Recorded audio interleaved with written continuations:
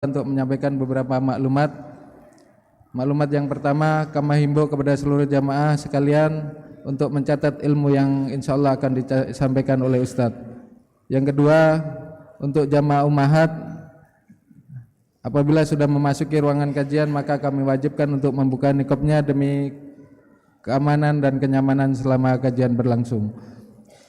Maklumat yang ketiga, bagi orang tua yang membawa putra dan putrinya yang masih kecil, maka kami wajibkan atau kami himbau untuk selalu mendampinginya selama kajian berlangsung. Dan maklumat yang keempat, untuk kajian besok malam yang biasanya diisi oleh Ustadz Syahal Abu Abdillah, karena beliau sedang umroh atau safar, maka digantikan oleh Ustadz Aldi Ferdian. Untuk hari Kamis malam Jumat ba'da maghrib insyaallah akan diisi oleh Ustadz Musyafa Ad-Darini. Dan untuk hari Sabtu untuk hari Jumat seperti biasa kajian kitab Usul Salasa yang akan diisi oleh Ustadz Sulaiman Abu Seha. Demikianlah kajian pada pekan ini yang bisa kami informasikan, dan kami mewakili dari panitia pembangunan Masjid An-Nabah. Pada saat ini kami sedang melakukan pembangunan untuk tempat wudhu ahwat yang berada di samping sebelah kiri kita atau sebelah kanan. Saat ini sudah, kemarin alhamdulillah pada hari Sabtu, Ahad, Senin sudah melakukan pengecoran, dan kami mohon dukungan dan partisipasi dari jamaah sekalian, dan kami ucapkan jazakumullah khairan kepada seluruh para muslimin yang telah berpartisipasi dalam program Masjid An-Nabah. Sekian informasi dari kami mohon maaf atas segala kekurangan dalam penyelenggaraan, khususnya di tempat ahwat pada malam hari ini. Mohon maaf untuk proyektor tidak bisa nyala dikarenakan ada satu gangguan teknis, yaitu kabel yang terputus, dan kami belum sempat untuk bisa memperbaikinya. Kami mohon maaf. Kami ucapkan jazakumullah khairan. Assalamualaikum warahmatullahi wabarakatuh.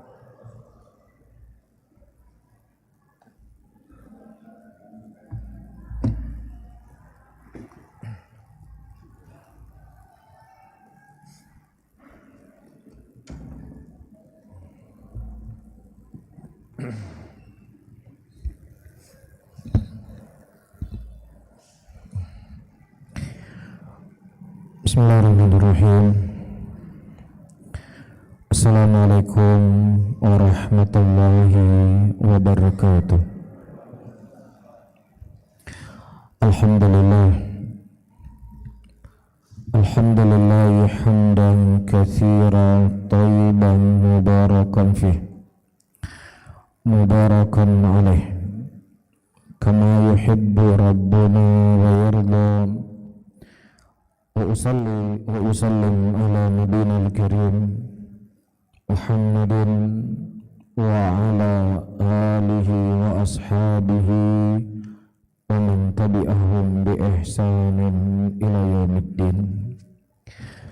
Saudara-saudaraku kaum muslimin dan kaum muslimat rahimani wa rahimakumullah, insyaallah pada malam hari ini kita akan lanjutkan kembali membaca kitab yang sangat bermanfaat.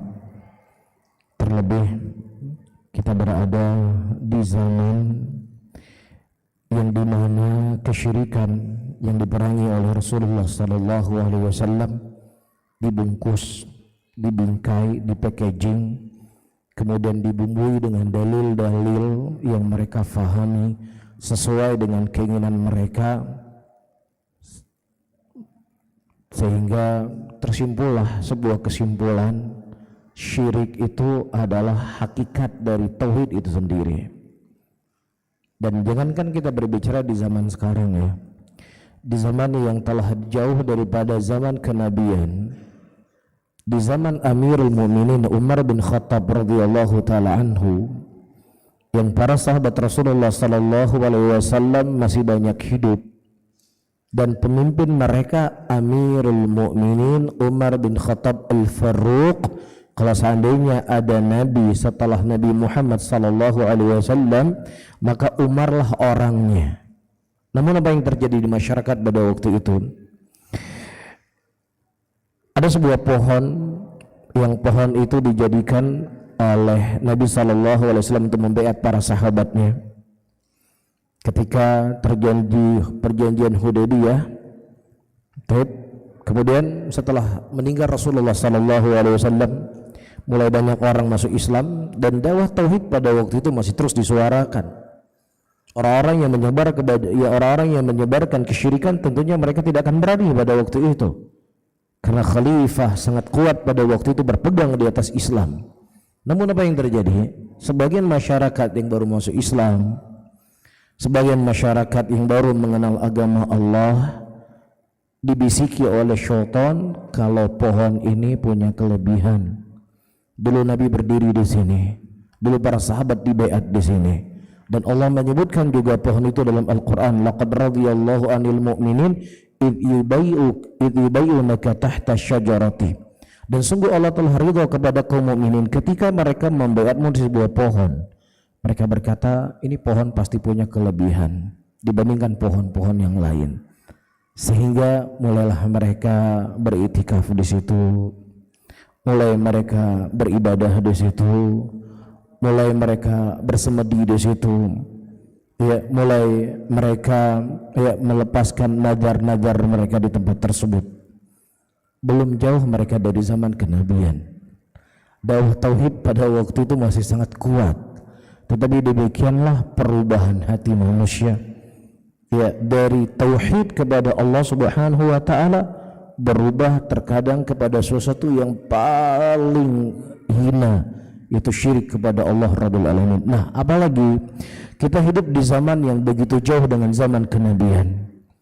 Apalagi kita hidup di zaman orang-orang yang mereka berpakaian dengan pakaian agama, orang-orang yang dianggap sebagai tokoh agama, mereka melegalkan kesyirikan dengan dibumbui ayat-ayat Al-Quran dan hadis-hadis Rasulullah SAW, sehingga semakin dahsyat fitnah itu melanda umat Islam hari ini.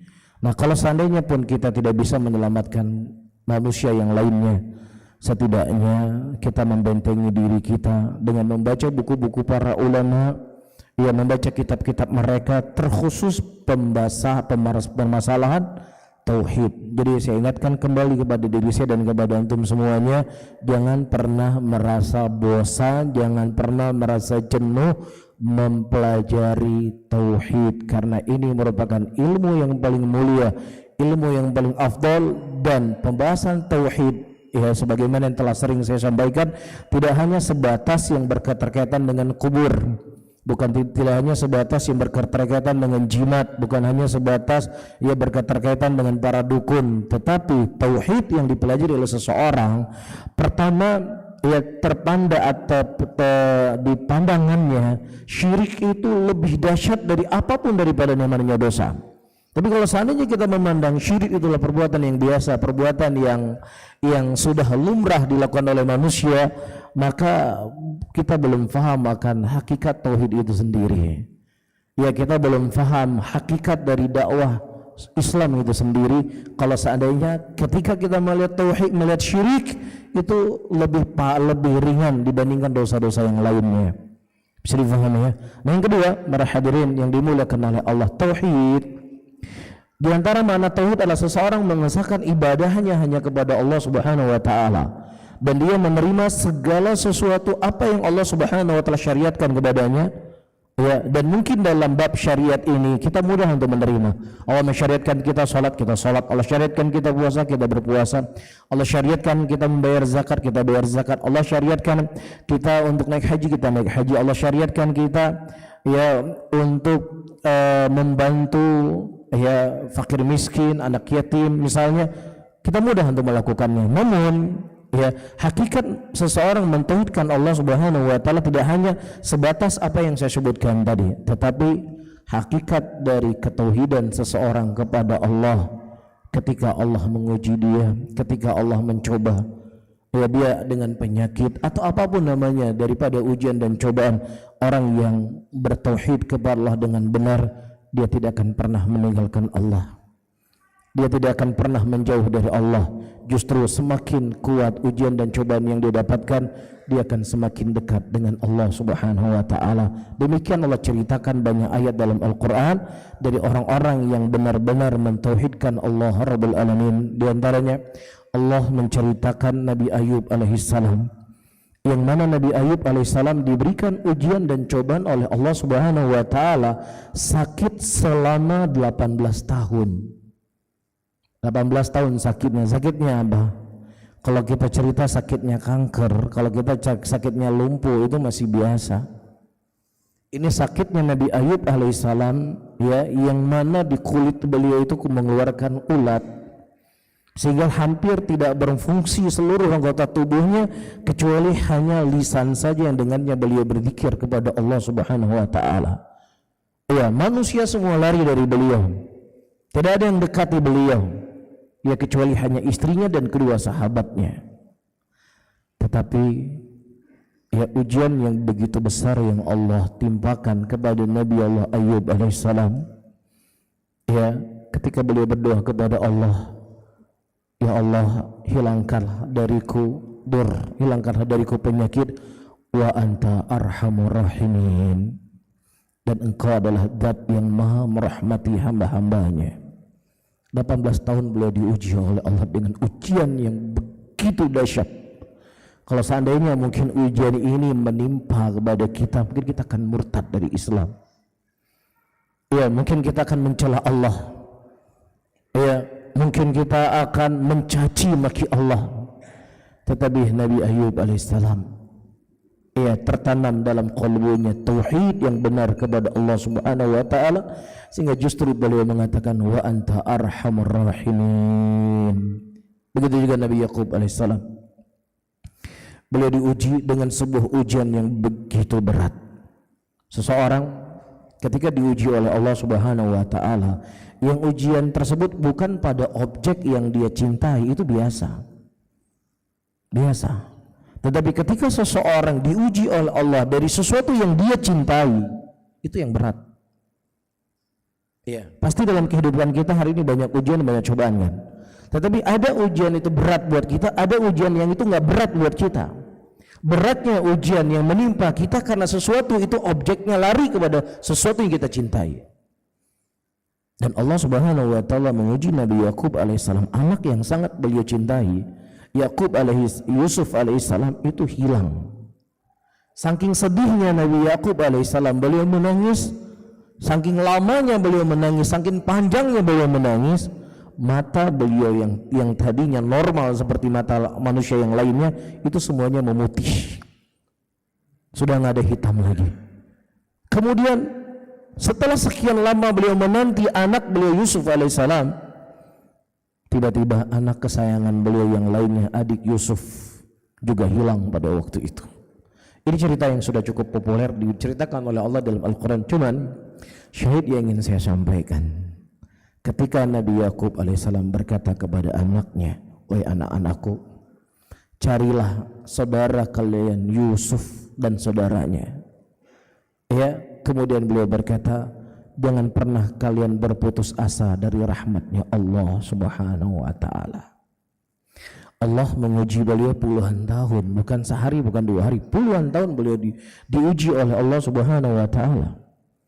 Tapi setelah beliau diuji puluhan tahun tersebut, justru beliau menasihati anak-anaknya, wahai anak-anakku, jangan kau pernah berputus asa dari rahmatnya Allah Subhanahu wa ta'ala. Inilah di antara hakikat tauhid yang perlu diketahui oleh seorang muslim, seorang muslimah. Bukan hanya sebatas seperti yang saya sebutkan tadi, tidak ke dukun, tidak ke tukang ramal, tidak meminta kepada kubur, ya, tidak mendatangi tukang sihir. Betul, itu salah satu konsekuensi daripada tauhid seseorang.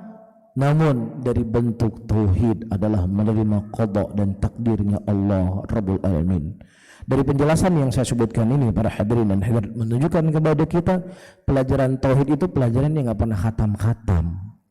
Selama kita masih hidup di dunia ini, kita harus terus mengisi, memberikan nutrisi, memperkuat tauhid kita. Karena Setiap saat kita akan ada ujian, setiap saat kita akan ada cobaan. Setiap saat kita harus bergantung kepada Allah. Setiap saat kita nggak boleh lupa dengan Allah. Setiap saat kita harus memasrahkan diri kita kepada Allah Subhanahu wa taala. Nah, kalau seandainya tauhid kita semakin menipis,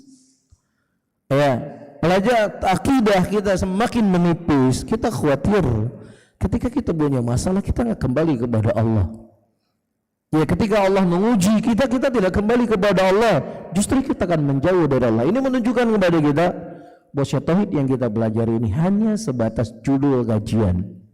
Tauhid yang kita pelajari ini hanya sebatas flyer yang tersebar tauhid, tapi nggak berbekas dalam hati. Dan hakikat dari tauhid yang dipelajari adalah masuknya hakikat penghambaan diri kita kepada Allah Subhanahu wa taala dan kemudian terpraktekkan dalam segala aspek kehidupan kita. Dan mudah-mudahan kitab yang kita baca ini Kasyfus Syubhat, para hadirin dan hadirat yang dimuliakan oleh Allah, memberikan motivasi kepada kita akan pentingnya perkara ini. Baik, pada pertemuan yang lalu kita sudah membaca muqaddimah dari kitab kita di mana Rasulullah sallallahu alaihi wasallam diutus oleh Allah Subhanahu wa taala untuk mengajak manusia beribadah hanya kepada Allah Subhanahu wa taala, dan manusia-manusia yang disuruh oleh Nabi sallallahu alaihi wasallam untuk mentauhidkan Allah, mereka adalah manusia-manusia yang mengenal Allah. Mereka manusia-manusia yang melakukan ibadah haji. Mereka manusia-manusia yang juga berzikir kepada Allah Subhanahu wa taala, bukan manusia yang tidak mengenal Allah sama sekali. Sebagaimana disebutkan oleh Syekh di sini, arsalallahu ila unasin yata'abbaduna wa yahajjuna wa yatasaddaquna wa yadhkuruna Allahu katsira. Allah Subhanahu wa taala mengutus Nabi Muhammad sallallahu alaihi wasallam kepada manusia-manusia yang mereka beribadah kepada Allah, yang mereka juga melakukan ibadah haji. Kenapa mereka melakukan ibadah haji? Karena haji itu sudah disyariatkan oleh Allah sebelum datangnya Islam. Haji sudah disyariatkan kepada nabi-nabi yang terdahulu. Disyariatkan di zaman Nabi Allah Ibrahim alaihissalam. Makanya ketika orang-orang musyrikin mereka melakukan ibadah haji, mereka juga melakukan talbiyah, labbaik Allahumma labbaik, labbaik la syarika laka illa syarikan lak. Jadi kalau kita bertalbiyah, apa yang kita ucapkan? Labbaik Allahumma labbaik, labbaik la syarika lak. Tidak ada sekutu bagi engkau wahai Allah. Kan begitu? Nah, mereka menambah illa syarikan lak. Kecuali sekutu yang kau jadikan itu sebagai sekutu. Mereka mengatakan tidak ada sekutu bagimu ya Allah kecuali orang-orang soleh yang kau jadikan mereka sebagai sekutu untuk dirimu. Dan kemudian disitulah mereka menyerahkan ibadah mereka kepada selain Allah Subhanahu wa taala dengan cara meminta kepada orang-orang soleh tersebut agar menyampaikan doa mereka kepada Allah Subhanahu wa taala. Bisa dipahami? Dan juga di antara dalil yang menunjukkan bahwasanya mereka juga berangkat haji ketika Allah Subhanahu wa taala menyebutkan Wadda wa Suwaq wa Yawud wa Yu'aq wa Yu'aq wa Nasr, atau bukan ayat, ketika disebutkan tentang ayat afaraitumul Latta wal Uzza. Latta, siapa itu Latta? Disebutkan oleh Abdullah bin Abbas, Latta itu adalah seorang laki-laki soleh yang dia membuat adonan tepung, membuat roti, kemudian di musim haji dia bagi-bagikan roti tadi di musim haji. Ini di zaman Nabi atau sebelum zaman Nabi? Sebelum zaman Nabi SAW. Nah, setelah dia mati, orang soleh ini mati, dan kemudian tempat dia berdiri ada sebuah batu. Nah, disitulah kemudian dimakamkan jenazahnya. Nah, orang-orang mulai datang. Ini dulu orang soleh, inilah orang yang taat sama Allah. Pasti dia punya kelebihan, pasti dia punya keistimewaan karena kedekatan dia dengan Allah, sehingga mereka mulai menyerahkan doa mereka melalui orang-orang soleh tersebut, terkhusus Latta. Bisa difahami? Jelas. Wa yadhkurunallaha katsira, dan mereka mengingat Allah Subhanahu wa taala. Walakinnahum yaj'aluna ba'dal makhluqat wasa'itun bainahum wa bainallah yaquluna nuridu minhum taqarruba ila Allah wa nuridu syafa'atahum inda hadhil indahu mithl malaika wa Isa wa Maryam wa unasin wa ghairihim minas salihin. Nah, kalau seandainya mereka berangkat haji, mereka beribadah kepada Allah, mereka bersedekah, mereka juga berzikir kepada Allah, sehingga apa dosanya mereka? Kok bisa orang sesoleh ini divonis musyrik? Kok bisa orang sebaik ini dituduh kafir? Bukan dituduh ya, divonis, karena tuduh bisa benar bisa salah ya. Dalam tuduhan bisa benar bisa salah. Jadi kalimatnya saya ganti, bukan tuduh. Divonis oleh Allah Subhanahu wa taala dengan kekafiran. Apa dosanya mereka? Dosanya mereka, kata Syekh, walakinnahum, akan tetapi mereka orang-orang musyrikin yang Rasulullah diutus kepada mereka, mereka menjadikan sebagian makhlukat sebagian makhluk Allah. Makhluk yang bagaimana? Makhluk-makhluk yang soleh, makhluk-makhluk yang taat, makhluk-makhluk yang mereka ya memang benar dekat dengan Allah. Tetapi manusia hari ini, para hadirin yang dimuliakan oleh Allah, mereka mengambil berkah, bertabaruk bukan orang-orang soleh, bahkan orang gila pun dijadikan sebagai tempat mereka mengambil berkah. Orang gila dalam hukum Islam itu, orang gila itu adalah orang yang cacat, dalam arti kata ibadah yang dilakukan itu nggak sah ibadah yang dilakukan. Dia berangkat haji gila dalam kondisi haji, walaupun dia ikut orang sehat dari hari 8 Dzulhijjah sampai hari 13 Dzulhijjah, ya, dia lakukan semua gerakannya semua persis kayak orang sehat. Kemudian dia pulang ke Indonesia, dia pulang ke negerinya. Setelah dia pulang ke negerinya sehat, sembuh dia. Apakah kewajiban haji sudah runtuh darinya atau dia harus kembali mengulangi hajinya? Sudah runtuh atau harus kembali mengulangi haji? Dia harus mengulangi haji, karena haji yang dilakukan pada saat itu tidak sah, karena syarat daripada sahnya ibadah adalah apa? Berakal. Faham? Berakal. Kedua, dalam bab muamalah, ada orang gila, dia kaya raya, uangnya banyak. Dia pergi ke pasar, dia membeli sesuatu barang, bukan permen ya. Mungkin kalau permen yang harganya 1.000, 2.000 itu mungkin dimaafkan, dikiaskan kepada anak kecil. Tapi dia membeli barang yang harganya misalnya 100.000, 200.000, ya 100.000 atau 200.000, dia membeli sesuatu. Ya sah nggak jual belinya? Sah nggak kira-kira? Orang gila itu. Orang gila beli sendal harganya 1 juta misalnya, sah atau enggak? Enggak sah. Karena syarat daripada akad jual beli itu orang yang punya akal. Lah dia beli sendal saja enggak sah hukumnya dalam Islam. Kok ente minta doa sama dia gitu loh? Kok ente mengambil berkah sama dia? Kok ente usap-usap tangannya? Yang benar ente bawa dia ke rumah sakit biar berobat, agar normal hidupnya, bisa menikah, bisa naik haji, bisa sholat. Bukan justru ente kasih muka ente dicoret-coret sama dia. Jadi sekarang siapa yang lebih gila? Orang gilanya atau dianya yang mereka yang lebih gila? Iya. Nah ini menunjukkan kepada kita para hadirin dan hadirat, sebagai tambahan apa yang saya sebutkan tadi, masalah tauhid ini adalah masalah yang akan mencerdaskan manusia. Ya, ketika manusia mereka tidak tersentuh dengan permasalahan tauhid, walaupun dia sudah sekolah di tingkat yang paling tertinggi, di universitas yang paling top di Indonesia, kalau dia nggak tersentuh dengan pelajaran tauhid, kalau dia nggak mengerti bagaimana akidah yang benar, dia akan lebih gila daripada orang gila. Bisa difahami? Dan ini hal yang antum lihat sendiri, antum dengar sendiri, antum tonton sendiri. Ya, sehingga dari sisi yang lain, para hadirin dan hadirat rahimani wa rahimakumullah, banyaklah bersyukur kepada Allah Subhanahu wa taala, karena di antara nikmat yang paling berharga, nikmat yang paling mulia, nikmat yang paling agung, ketika Allah Subhanahu wa taala memberikan taufik dan hidayah kepada kita, ya, akan hidayah tauhid ini. Walaupun bensin naik sekian kali lipat, yang penting tauhid kita jangan copot, itu saja yang paling penting. Kan begitu. Ya, permasalahan hidup nggak bensin naik? Ya masalah hidup. Pasti kita masalah hidup kan. Bensin yang biasanya ngisinya 1 minggu, sekarang 3 hari sudah ngisi bensin lagi. Kan begitu. Ya, itu masalah hidup.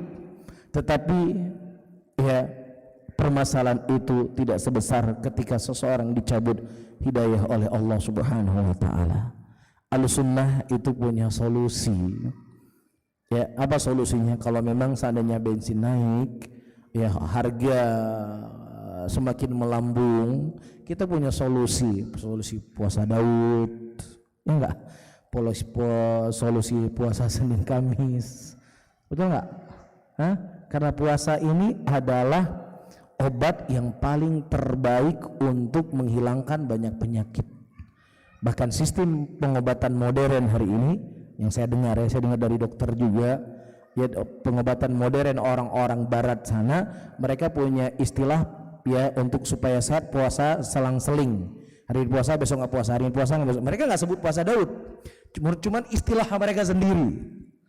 Ya, sementara Nabi kita sallallahu alaihi wasallam telah menyebutkan wa khairum siyamu Daud kana yuftiru yauman wa yasumu yauman. Sebaik-baik puasa adalah puasa Nabi Daud, sehari berbuka, sehari berpuasa. Ya, jadi kalau seandainya kita berpuasa, ya tentunya harus ikhlas kepada Allah. Dalam 1 minggu 4 kali berpuasa, 4 hari berpuasa, berarti sudah berkurang Pak, makan siang sama makan pagi kan. Kita cukup makan malam saja. 2 kali makan tadi, uangnya kita ketabung isi bensin. Ada solusi. Jadi enggak perlu itu membuat kita stres, enggak perlu membuat hati kita sempit. Ya, ahlu tauhid itu yang paling terpenting buat mereka adalah apa? Mereka bisa beribadah kepada Allah dengan ibadah yang benar, dan jangan sampai hidayah ini dicopot oleh Allah Subhanahu wa taala. Jangan sampai Allah telah memberikan kepada kita nikmat yang begitu besar, yang cukup lama, kemudian dicabut sedikit nikmat, kemudian kita sudah mengeluh. Ini menunjukkan apa? Ya, tauhid kita masih sebatas teori. Ya, Nabi SAW bukan bensin naik pada waktu itu. Gak ada makanan di rumah Nabi kecuali hanya air putih dan kurma saja. Bisa difahami ya? Nah, saya berbicara hal yang seperti ini karena saya berada di hadapan antum semuanya yang sudah tersentuh dengan ilmu. Namun kalau kita berhadapan dengan orang-orang awam yang belum tersentuh dengan ilmu, ya sudah, kita lebih baik diam dengan masa-masa seperti ini. Ya, betul gak? Kita ngomong akhi sabar, ya ente sabar enak, itu punya banyak uang, kami ya udah, jadi lebih baik kita diam. Ya, tapi kalau berbicara di tengah para penuntut ilmu, kita punya prinsip loh. Ya, kalaupun memang kita nggak bisa membantu mereka, udahlah kita diam, jangan sampai membuat hati mereka tambah sempit. Tapi kalau kepada seorang penuntut ilmu seperti saya sebutkan tadi. Tapi kita kembali kepada apa yang saya sebutkan. Walakinnahum yaj'aluna ba'dul makhluqat wasaitun bainahum wa bainallah yaqulun, mereka mengatakan, siapa yang mengatakan? Orang musyrikin di zaman Nabi. Nuridu minhum, kami menginginkan dari Lata, Uzza dan Manat ini untuk mendekatkan diri kami kepada Allah. Jadi tujuan mereka Allah, yang mereka harapkan Allah, yang mereka minta Allah. Ya, mereka tidak meminta kepada kubur tadi, tetapi mereka menjadikan kubur tadi sebagai penengah antara mereka dengan Allah. Faham? Penengah. Wahai wali fulan, tolong sampaikan doa kami, tolong sampaikan hajat kami kepada mereka, kepada Allah Subhanahu wa taala, agar Allah Subhanahu wa taala menyelamatkan kami. Itu cara orang musyrikin dulunya berdoa kepada Lata, Uzza dan Manat. Mereka tidak berkata, wahai Lata, tolonglah kami, bantulah kami. Wahai Lata, hilangkan musibah dari kami. Wahai Lata, turunkan hujan kepada kami. Bukan itu yang mereka minta. Iya, mereka tidak berdoa langsung kepada Lata karena mereka yakin Lata tidak bisa memberikan kepada mereka apa yang mereka minta, akan tetapi mereka jadikan Lata sebagai penengah. Beda kan? Dua hal loh para hadirin yang perlu diketahui. Pertama, saya ulangi kembali. Ya, pertama, wahai Lata, tolonglah kami, bantulah kami, turunkan hujan kepada kami, turunkan bensin kami misalnya. Dia mintanya sama Lata. Yang kedua, wahai Lata, sampaikan doa kami kepada Allah Subhanahu wa taala agar Allah menurunkan hujan kepada kami. Beda kan? Yang kedua syirik atau tidak? Syirik. Yang kedua, yang pertama lebih syirik. Kan begitu? Yang kedua saja mereka mintanya sama Allah melalui si Lata itu sudah divonis oleh Allah dengan perbuatan kesyirikan, apalagi dia meminta langsung kepada kubur-kubur tadi, maka lebih dahsyat lagi kesyirikannya. Nah, kesyirikan orang-orang musyrikin zaman dahulu tidak sampai jatuh syirik seperti syirik yang pertama, mereka jatuhnya syirik yang kedua. Apa kata Allah dalam Al-Quran? Walladzina ittakhadhu min duni awliya ma na'buduhum illa liqarribuna ilallahi zulfa. Orang-orang yang mereka menyembah kepada selain Allah, kami tidak meminta kepada Lata, kami tidak meminta kepada Uzza, tetapi ya agar Lata dan Uzza bisa mendekatkan diri kami kepada Allah sedekat-dekatnya. Itu tujuan mereka. Bisa difahami? Nah, apalagi kalau seandainya saya ulangi kembali, orang-orang yang mintanya kepada langsung kepada Lata dan Uzza atau kepada siapapun daripada makhluk Allah yang tidak bisa memberikan kecuali hanya Allah. Namun para hadirin dan hadirat yang dimuliakan oleh Allah, seperti yang saya isyaratkan tadi, orang-orang hari ini yang mereka melegalkan kesyirikan, itu masalahnya yang mengajak kesyirikan itu bukan orang-orang yang mereka berpenampilan rambutnya panjang saja, pakai kalung tengkorak, kemudian pakai cincin warna hitam, bertato di seluruh badannya, enggak. Tetapi terkadang yang mengajak kesyirikan mereka berpakaian dengan pakaian Islam, mereka berpakaian dengan pakaian jubah, dan terkadang mereka menukilkan ayat-ayat Al-Quran. Ini yang jadi masalah besar buat kita. Wala tahsabanna alladhina qutilu fi sabilillahi amwatan bal ahya'u inda rabbihim yurzaqun. Jangan pernah engkau menyangka bahwasanya orang-orang yang mati di jalan Allah itu mati, mereka mati. Tidak. Mereka enggak mati, mereka hidup di sisi Allah. Allah Subhanahu wa taala yang mengatakan mereka hidup. Allah yang mengkhabarkan dalam Al-Qur'an. Kamu enggak percaya sama Al-Qur'an? Lah kalau seandainya mereka hidup di dalam kubur mereka, apa salahnya kami datang kepada mereka, memohon kepada mereka agar mereka mensampaikan doa kami kepada Allah? Apa salahnya? Dulu para sahabat Nabi SAW mendatangi Nabi, ya Rasulullah, mintalah kepada Allah agar Allah turunkan hujan kepada kami. Ya Rasulullah, mintalah kepada Allah agar Allah masukkan kami ke dalam surga. Ya Rasulullah, mohonlah kepada Allah agar kami mendapatkan syafaat di sisimu nanti di hadapan Allah. Mohonlah kepada Allah. Dan kemudian kami mendatangi kuburan orang-orang soleh hari ini yang Allah mengkhabarkan mereka hidup. Apa salahnya kami? Dari mana syiriknya?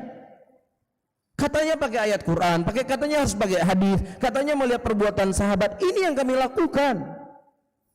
Bisa difahami? Ini telah kita nukilkan pada pertemuan yang lalu. Sudah saya sampaikan. Paham? Ini ucapan kita atau ucapan mereka? Ucapan kita atau ucapan mereka?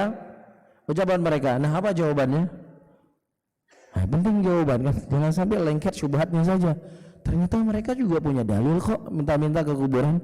Dalilnya wala tahsabanna alladziina qutilu fi sabilillahi amwatam bal ahya'u inda rabbihim yurzaqun. Ada dalilnya. Ini ayat Quran. Kan begitu? Begitu juga ketika para nabi dan para rasul atau seluruh manusia pada saat itu dibangkitkan oleh Allah Subhanahu wa taala, kemudian manusia-manusia mendatangi Nabi Adam, mendatangi Nabi Nuh, mendatangi Nabi Isa, meminta kepada nabi-nabi tersebut, berminta dan memohon kepada Allah agar Allah mensegerakan persidangan. Lah, apa salahnya kemudian kami mendatangi kuburan-kuburan mereka? Bukankah juga mereka hidup? Apa jawabannya? Kita sudah sampaikan. Seingat saya sudah saya sampaikan ini materi, makanya saya ulang lagi supaya terekam kembali. Karena memang kita manusia sifatnya suka lupa. Bahaya kan? Antum cuma nempel syubhatnya, jawabannya nggak ada. Hah? Faham nggak syubhatnya? Jadi kalau antum nggak punya jawaban, ya sudah nggak faham syubhat tadi, alhamdulillah. Cuman masalahnya syubhatnya faham, jawabannya nggak faham. Nah, ini bahaya. Faham nggak? Faham?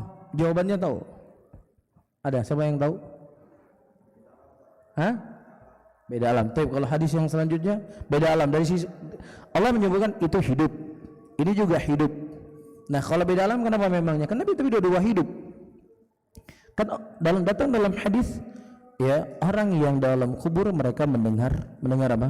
Mendengar suara sendal ketika orang pulang ke rumah mereka, menunjukkan mereka dengar apa yang kita minta di luar. Nah, bawa lagi hadis seperti itu. Kalau disebut beda alam, kan butuh tambahan jawaban ya. Hah? Ada yang bisa jawab? Hah? Halo, assalamualaikum. Hah?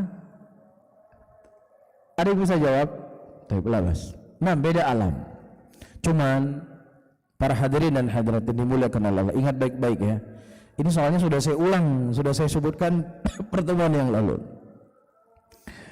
Di zaman Umar bin Khattab radhiyallahu taala anhu terjadi musim kemarau yang panjang. Taib, musim kemarau.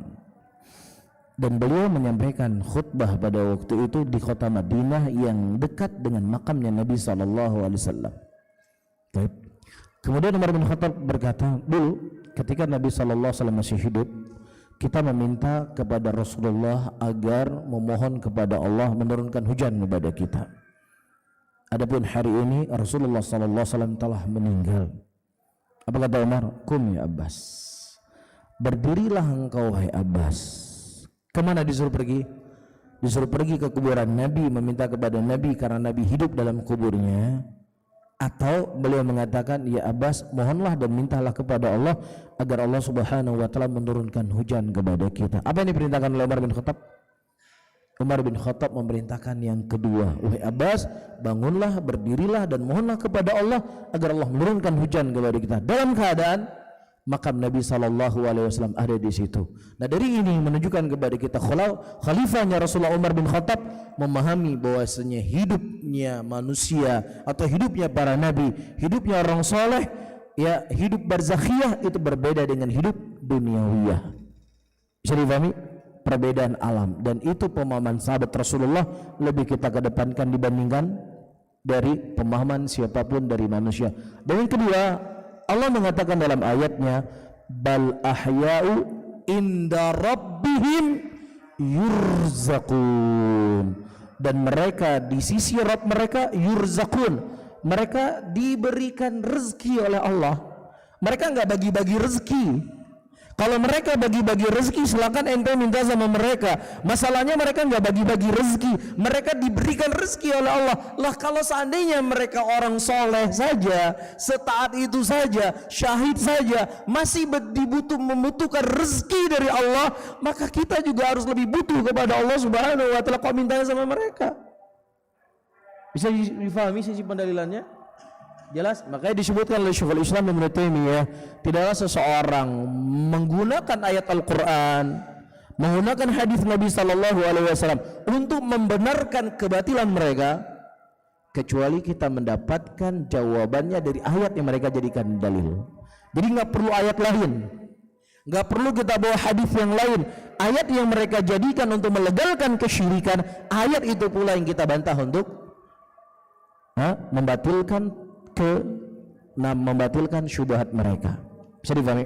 Wallahu a'lam bishawab. Kita salat dulu, insyaallah kita sambung selesai salat Isya. Barakallahu fikum, jazakumullahu khairan.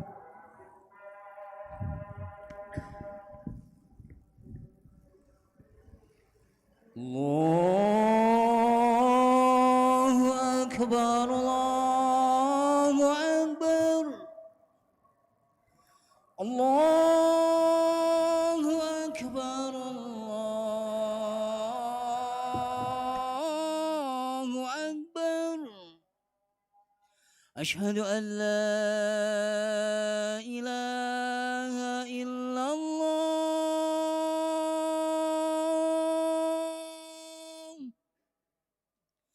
Asyhadu an la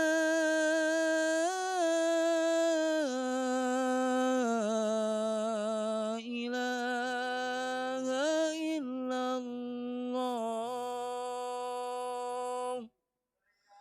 Asyhadu anna Muhammadar Rasulullah.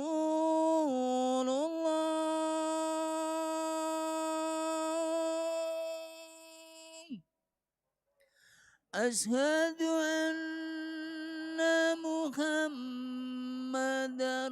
رسول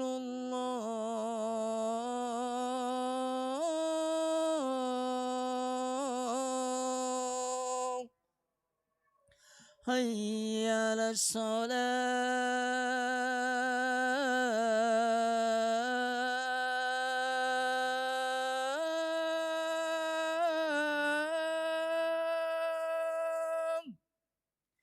حي على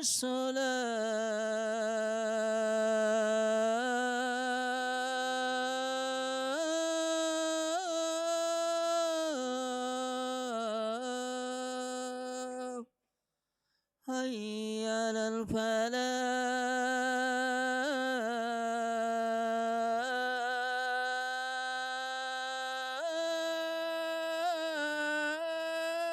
الفلاح حي على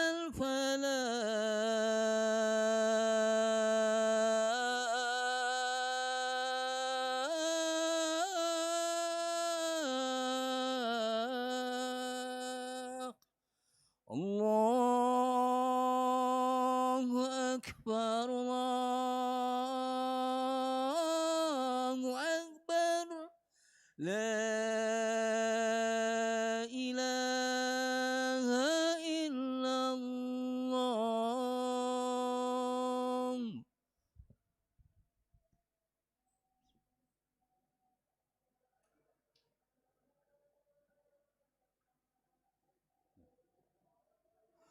الله أكبر الله أكبر أشهد أن لا إله إلا الله أشهد أن محمدا رسول الله حي على الصلاة حي على الفلاح قد قامت الصلاة قد قامت الصلاة الله أكبر الله أكبر لا إله إلا الله Istawu istaqimu wa'tadilu. Safnya diluruskan dan dirapatkan.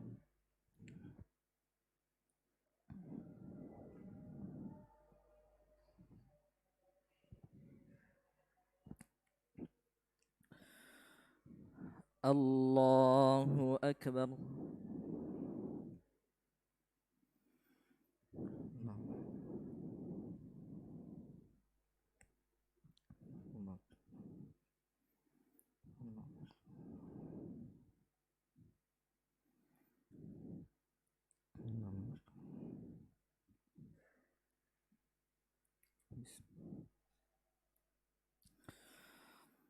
الحمد لله رب العالمين الرحمن الرحيم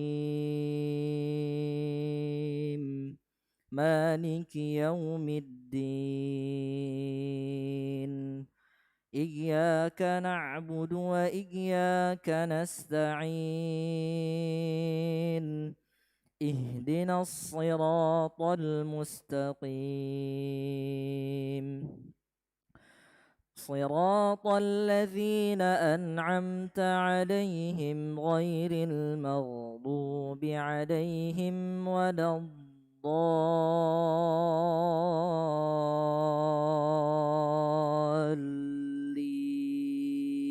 الضالين آمين.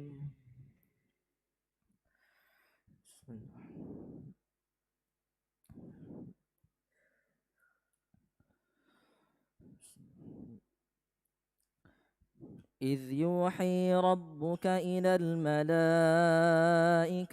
أني معكم فثبتوا الذين آمنوا سألقي في قلوب الذين كفروا الرعب فاضربوا فوق الأعناق واضربوا منهم كل بنان ذلك بأنهم شاقوا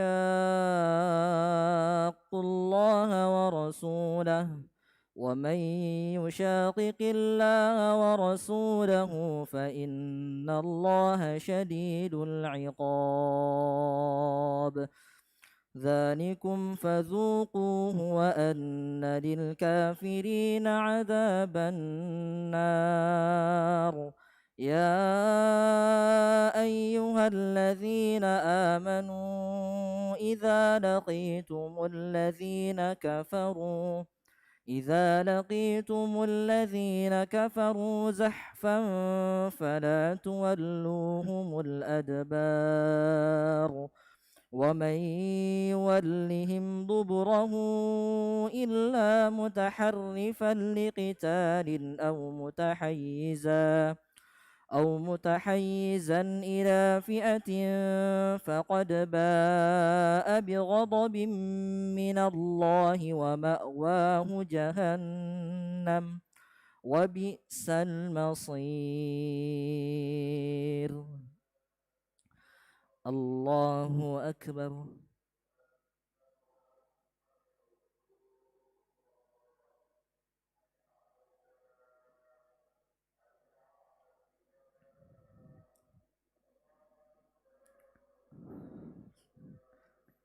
سمع الله لمن حمده.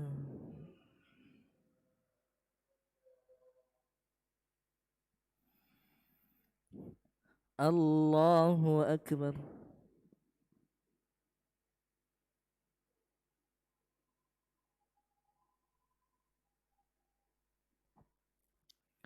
الله أكبر.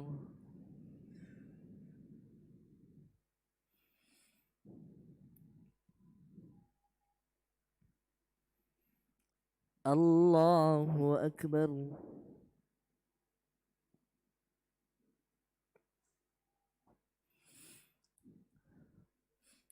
الله أكبر. الحمد لله رب العالمين الرحمن الرحيم مالك يوم الدين إياك نعبد وإياك نستعين اهدنا الصراط المستقيم صراط الذين أنعمت عليهم غير المغضوب عليهم ولا الضالين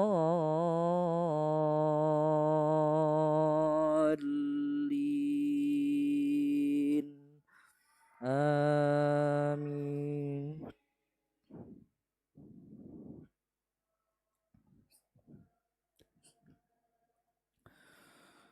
والتين والزيتون وطور سينين وهذا البلد الأمين لقد خلقنا الإنسان في أحسن تقويم ثم رددناه أسفل سافلين إلا الذين آمنوا وعملوا الصالحات فلهم أجر غير ممنون فما يكذبك بعد بالدين أليس الله بأحكم الحاكمين. الله أكبر.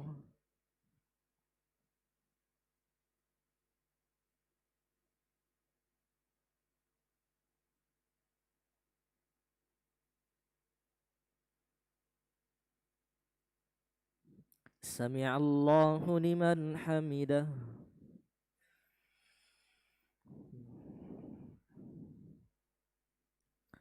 الله أكبر.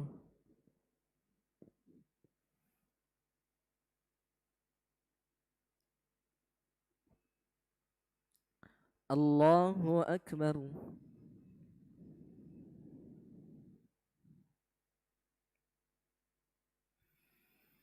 الله أكبر.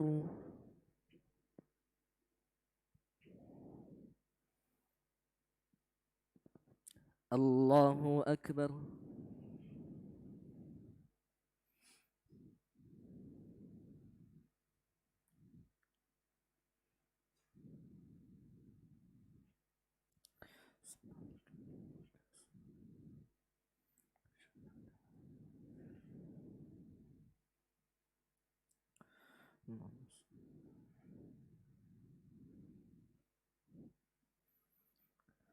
الله أكبر. بسم الله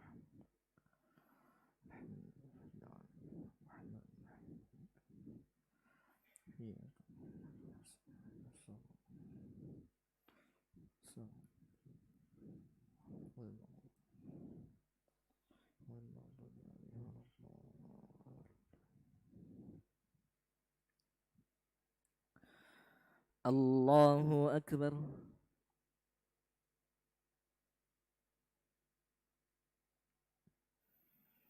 سمع الله لمن حمده.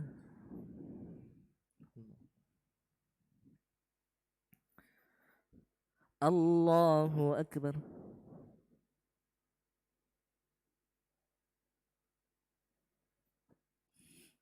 الله أكبر.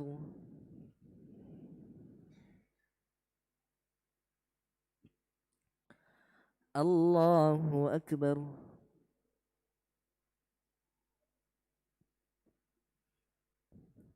الله أكبر. بسم الله.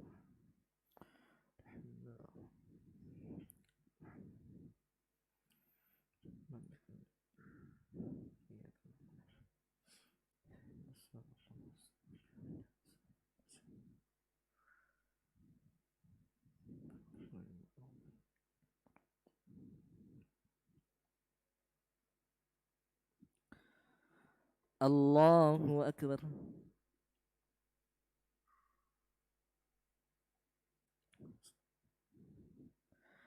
سمع الله لمن حمده. اللهم ربنا ولك الله أكبر.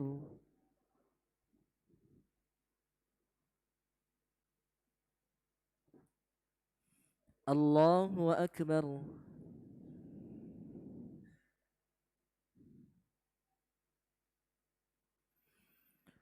الله أكبر.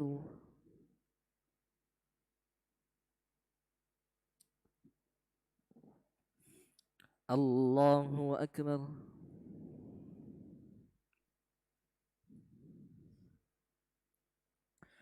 التحيات لله. السلام عليكم.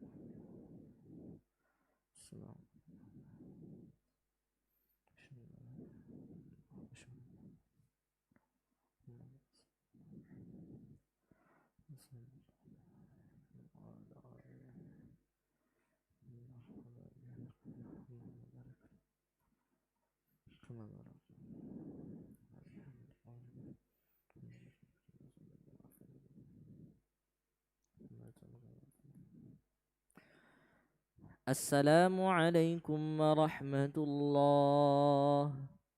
السلام عليكم ورحمة الله.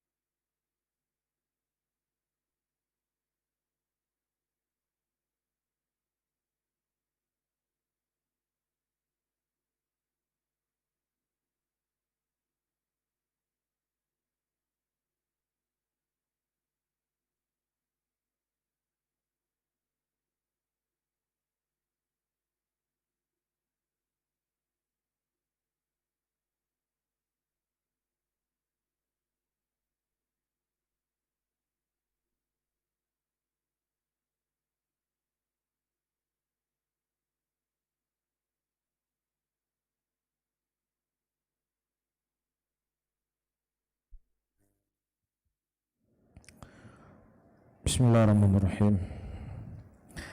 Alhamdulillah. Alhamdulillah hamdan katsira thayyiban mubarakan fih mubarakan alaih kama yuhibbu rabbuna wa yarda. Wa usalli wa usallim ala nabiyina al-karim Muhammadin wa ala alihi wa ashabihi wa man tabi'ahum bi ihsanin ila yaumiddin. Tapi kita lanjutkan saudara-saudaraku muslimin dan muslimat rahimani rahimakumullah. Disebutkan oleh Syekh rahimahullah, antum ada kitabnya enggak ada? PDF ada? Enggak ada ya? Mungkin nanti ke depan kita bagi PDF-nya biar bisa disimak dan juga tahu di mana tanda berhenti. Jadi jangan nanti kajiannya tiap mulai kajian ulang-ulang terus karena nggak tahu titiknya di mana berhentinya. Saya baca. Faba'atha Allah Muhammadan sallallahu alaihi wasallam yujaddidu lahum dina abihim Ibrahim alaihi salam wa yukhbiruhum anna hadha taqarruba wal i'tiqada mahdun haqqullahi ta'ala. La yuslihu minhu syai'un li ghairi lah la li malakin muqarrabin wala nabiyyin mursalin fadlan an ghairihima.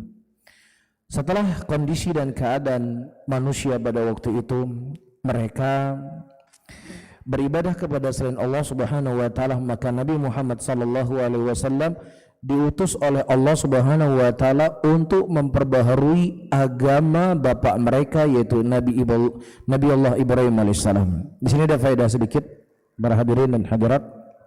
Para ulama ketika mereka membedakan di antara nabi dan rasul, di antara perbedaannya adalah nabi rasul diutus oleh Allah Subhanahu wa taala kepada satu kaum yang mereka telah mengubah-ubah agama nabi-nabi terdahulu. Ya. Sebagaimana Nabi sallallahu alaihi wasallam diutus oleh Allah, yang sebelumnya diutus Nabi Allah Ibrahim, yang Nabi Allah Ibrahim mengajak manusia untuk beribadah hanya kepada Allah, dan melarang segala bentuk kesyirikan. Kemudian terjadi perubahan itu di tengah-tengah masyarakat Mekah. Baru setelahnya Allah Subhanahu wa taala mengutus Nabi Muhammad sallallahu alaihi wasallam dengan tujuan yujaddid, memperbaharui agama Nabi Ibrahim yang sudah diganti-ganti oleh orang-orang musyrikin. Kenapa? Karena orang-orang musyrikin di zaman Nabi sallallahu alaihi wasallam, mereka masih mengaku bahwasanya kami ini pengikut Nabi Allah Ibrahim. Jadi Muhammadlah yang telah mencela agama kami dan mencela agama Nabi Ibrahim dan telah mencela agama Nabi Isa. Itu yang ada di pandangan mereka. Karena mereka yakin bahwasanya kami ini berada di atas agama Nabi Ibrahim. Tapi makanya ketika sebagian para sahabat Rasulullah sallallahu alaihi wasallam hijrah ke Habasyah, kemudian datanglah utusan dari kalangan musyrikin dan mereka berkata, hati-hati engkau dengan agama Muhammad ini, hati-hati dengan sahabat-sahabat Muhammad ini, mereka telah mengolok-olok dan menghina nabi kalian, ya, telah menghina agama kalian. Apa yang mereka katakan? Muhammad sallallahu alaihi wasallam telah mengatakan bahwasannya Nabi Isa Nabi Muhammad sallallahu Muhammad ini telah mencela Nabi Isa. Itu berita yang disebarkan. Iya. Apa bentuk celaan Nabi Muhammad sallallahu alaihi wasallam kepada Nabi Isa? Nabi Muhammad sallallahu alaihi wasallam membacakan kepada mereka, kana yakulani ta'am. Isa dan ibunya ini kedua-duanya makan makanan. Kalau seandainya dia Tuhan, dia nggak butuh yang namanya makanan, karena dia itu manusia biasa seperti manusia yang lainnya dari sisi bab ini, dan kemudian dia diutus oleh Allah sebagai seorang rasul, namun tetap kondisi dan keadaannya dia manusia, bukan Tuhan. Jelas? Ini yang mereka suarakan, ini yang mereka kampanyekan kalau Nabi Muhammad telah mengubah-ubah agama Nabi Isa alaihissalam. Dan Nabi kita sallallahu alaihi wasallam sama sekali tidak mengubah-ubah Nabi Isa, apalagi mengubah-ubah agama Nabi Isa, apalagi mencela Nabi Isa. Tetapi Nabi Muhammad sallallahu alaihi wasallam mengajak manusia untuk memposisikan Nabi Isa pada tempatnya. Bisa dipahami? Nah, begitu juga orang-orang yang ada di zaman sekarang. Ketika kita mengajak manusia, wahai muslimin, jangan engkau mendatangi kubur, meminta kepada kubur, bermohon kepada kubur dari hajat-hajatmu. Apa yang dituduh kepada orang yang menyuruh manusia seperti ini? Mereka menuduh kalian telah menghina orang saleh. Kalian telah menjatuhkan kedudukan wali-wali Allah. Orang yang mencintai wali Allah kalian tuduh sebagai musyrik. Ya, kami bukan sedang menghina wali-wali Allah. Kami bukan sedang merendahkan wali Allah, tetapi kami ingin memposisikan wali Allah itu pada tempatnya. Mereka manusia yang mulia, semulia apapun yang mereka miliki, tetap dia manusia, tidak boleh kamu beribadah kepadanya. Bisa difahami? Jadi fama asbah al-laila bil bahriyah, begitu sama malam ini dengan malam yang lalu. Orangnya yang berbeda, mungkin kalimatnya yang berbeda, tetapi hakikatnya sama. Bisa difahami di sini? Makanya Rasulullah SAW, saya ulangi kembali, diutus oleh Allah Subhanahu wa taala untuk memperbaharui agama Nabi Allah Ibrahim. Wa yukhbiruhum, dan mengkhabarkan kepada mereka bahwasanya takarub yang kalian lakukan dengan Lata dan Uzza, ya, dan i'tiqad kalian kepada Uzza ini sebenarnya inilah hak mutlak milik Allah. Allah tempat kalian meminta, Allah tempat kalian bermohon. Allah tidak butuh kepada makhluknya untuk mendengarkan doa-doanya yang kemudian doanya diminta kepada Allah Subhanahu wa taala. Allah nggak butuh itu semuanya. Tinggalkan mengangkat kedua tangan kalian, bermohon dan meminta kepada Allah, iyyaka na'budu wa iyyaka nasta'in. Hanya kepada Engkau lah ya Allah kami beribadah, dan hanya kepada Engkau lah ya Allah kami mohon pertolongan. Maka disebutkan oleh Syekh wala yuslihu minhu syai'un li ghairillah. Dan doa ini yang dilakukan oleh mereka itu tidak boleh sama sekali diarahkan kepada selain Allah. Tidak kepada malaikat yang dekat dengan Allah, tidak dengan nabi yang diutus oleh Allah Subhanahu wa taala, apalagi orang-orang yang kedudukannya di bawah para nabi, di bawah para rasul. Lebih lagi kita tidak boleh menjadikan mereka sebagai tempat kita meminta. Bisa dipahami? Baik, saya baca biar cepat. Wa ila fahaula'il musyrikuna yashhaduna anna Allah huwal khaliqu wahdah la syarika lah, wa annahu la yarzuqu illahu, wa la yuhyi wa la yumit illahu, wa la yudabbirul amra illahu, wa anna jami'as samawati wa man fihinna wal aradina sab'a wa man fihinna kulluhum abiduhu wa tahta tasarrufi wa qahri. Wa ila, dan sebenarnya orang-orang musyrikin di zaman dahulu yang diperangi oleh Nabi SAW, yang divonis oleh Allah mereka musyrik, yang divonis oleh Allah mereka kafir, ternyata mereka meyakini bahwasanya Allah satu-satunya zat yang diibadah, Allah satu-satunya yang menciptakan. Tidak ada sekutu bagi Allah di dalam penciptaannya, itu yakin mereka. Mereka juga yakin tidak ada yang bisa memberikan rezeki kecuali Allah. Abu Lahab, Abu Jahal, kalau kita tanya sama mereka, siapa yang menurunkan hujan? Mereka akan menjawab Allah. Ya, siapa yang memberikan rezeki kepadamu? Mereka akan menjawab Allah. Tidak ada keraguan sama sekali di hati orang-orang musyrikin.